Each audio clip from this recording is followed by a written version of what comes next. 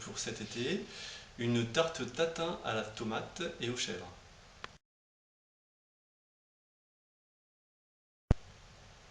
Il faut prévoir 1,5 kg de petites tomates bien mûres, une pâte feuilletée, l'équivalent de 2 crottins de chèvre sec ou alors une bûche de chèvre. Et pour aromatiser cette tarte tatin, selon votre goût, ce sera du basilic, du persil, de l'origan, ce que vous voulez. Et là, je vais mettre quelques morceaux d'anchois.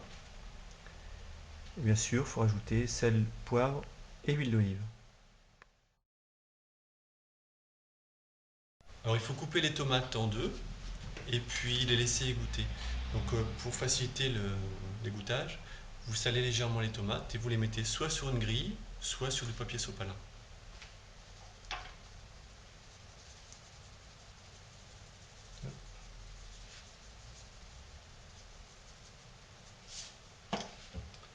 Et voilà, disposer.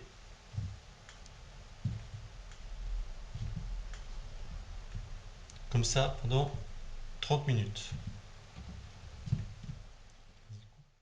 Donc ensuite les tomates, une fois qu'elles sont égouttées, il faut les faire revenir dans l'huile d'olive sur chacune des faces, pendant 5 minutes à peu près. Donc là, je fais revenir tranquillement. Et ensuite on les place dans le plat à tarte avec la partie peau contre le plat, avec un petit peu d'huile d'olive.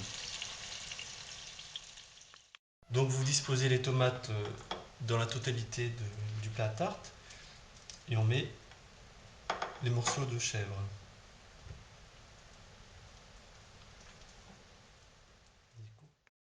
Bon, je rajoute aussi quelques petits anchois de Collioure coupés en petits morceaux pour donner un peu plus. Donc je rajoute le basilic, le sel, le poivre, l'origan, si vous voulez, le persil.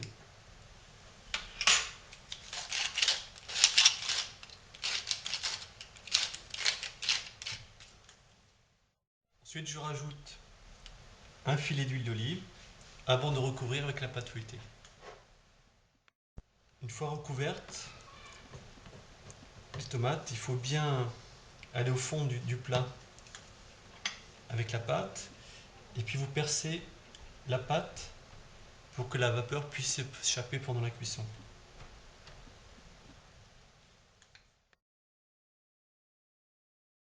Il ne reste plus qu'à enfourner la tarte tatin 25 minutes au four thermostat à 210 degrés.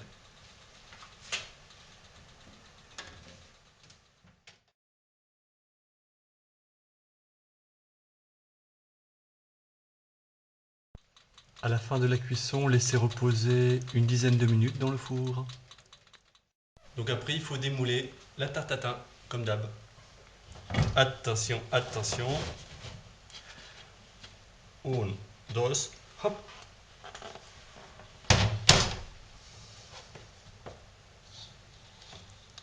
Et voilà. Donc vous servez ça avec une petite salade et puis un rosé du Roussillon. Bon app.